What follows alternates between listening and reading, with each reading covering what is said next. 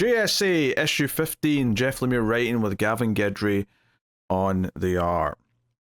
So, I mean, again, this just kind of picks up like the 4 or 5 groups of characters, the plot threads that have been going last issue.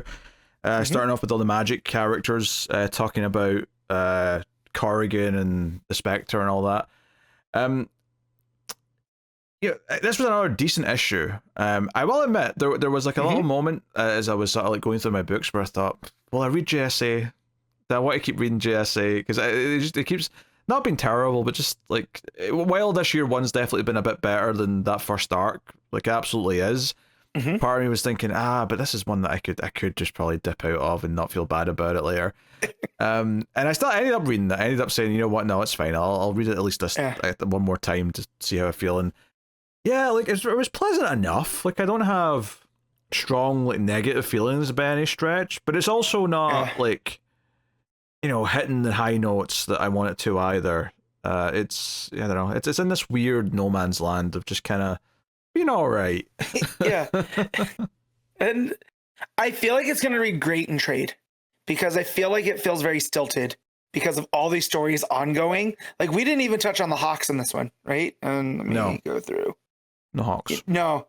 So no. And I kind of forgot that what's going on with Starco, right? That they're the center of all of this. And I feel like that's going to be what brings them all together, right? Them investigating all of that.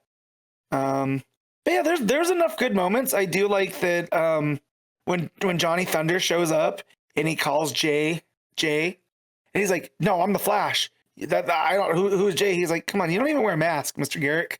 Like, I'm not stupid, you know. And then he shows him the Thunderbolt, which I thought was a fun moment. So there's still some cool moments throughout. It's really taking its time, and it's starting to make me forget the whole reason that we're doing all of this, you know? Yeah, I think, I don't know, it's definitely one of the big things we talked about last time was that it's a perfectly fine book, but it doesn't really work as a year one for people who don't know who the characters are. Like you kind of need to have a good idea of who they all are for this to like really flow or make sense, because there's so many of them that if you don't know them, at least enough of them, it would probably feel too like, who are all these people? This is very overwhelming. Anyway, so the issue starts with like basically everyone's saying to Dr. Fate, we cannot intervene. We've been forbidden from the Lords of Order to intervene. We cannot do that. So you have to let all this Spectre stuff play out. Which Fate at the end of the issue shows up and betrays and just wants to help him anyway. So that's going on. There's more stuff with Jay and Alan and Corrigan all kind of splitting up, even though Jay doesn't want them to split up, but they all want to investigate stuff on their own. Then he meets Johnny Thunder in the same tunnels. We have more of Hippolyta and the Atom searching the office or whatever of like some of this group, the Nazis, and in comes, I assume, a version of Cheetah, a Golden Age version. Yeah, Tigress. Yeah, is it Tigress? But yes, but essentially it is Cheetah. Same kind of vibe. Okay. Just with a tiger theme. I think she's more of a Catwoman-y type. I don't think there's a much magic type going on. But yeah. I mean, I probably had the most fun with this part of it, just because one, the banter of Atom and Hippolyta was a bit more fun, because it felt like, you know, he was constantly kind of impressed by who she is and whatnot. And the fight scene, well, quick, I think was good from an art perspective. You know, her kicking Tigress in the face.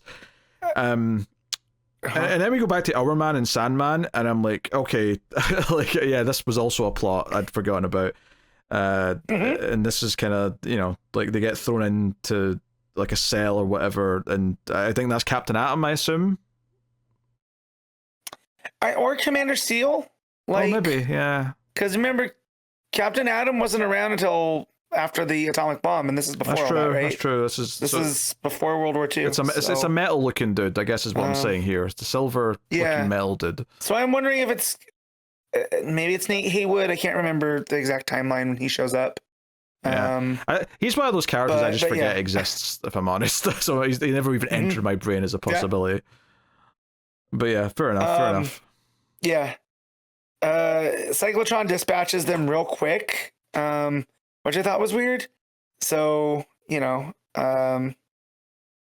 Yeah, I will say, yeah, the highlight of the issue was the Hippolyta and Adam stuff, and because I love seeing the Adam, this version of him, because he's so different than what we associate with the Adam. And he's like telling her, "I'm a wrestler, not a track runner. Like, slow down." And then when he tells her after she knocks out Tigress, he's like, "Who are you, lady?" And she's like, "Would you believe in, or where are you from?" Right? So, "Would you believe an island filled with women like me?" And he's like, "Hey, I have a hard time believing there's anyone else like you." And just his kind of, he's kind of starstruck a little bit, I feel like, by this big tall woman. Yeah, I mean, I don't know if he's the actually. rest of it was just kind of there. Yeah, I don't know if he's actually from there, but I'm just imagining like a thick New York accent on him for some reason. Yeah.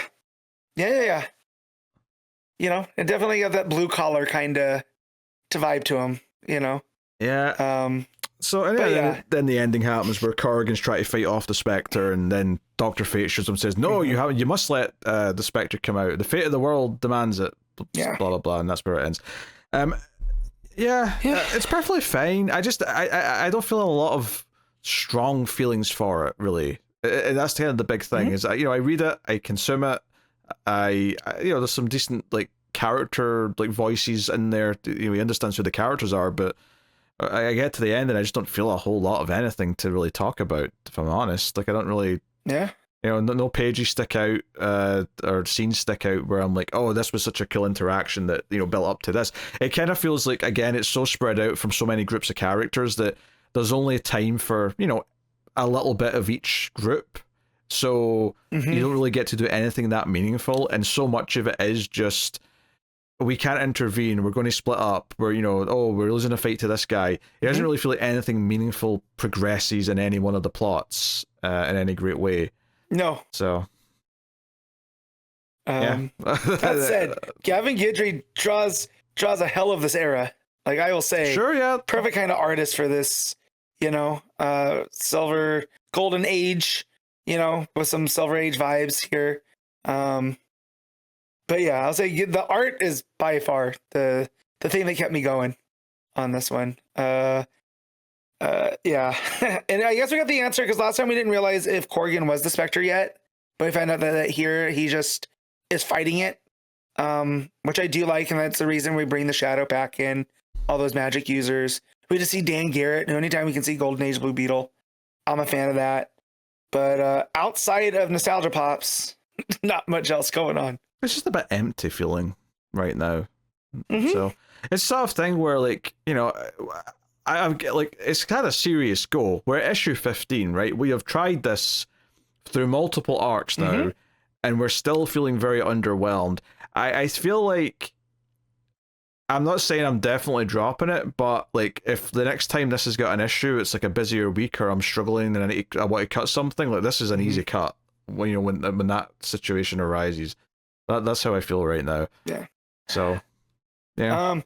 Definitely going to make it through this arc. I'm definitely in for the year one to see where it goes, and then we'll see from there. Because I could very much I could just get this in trade later. You know what I mean? Like, it's not something that I'm eagerly chomping to get to.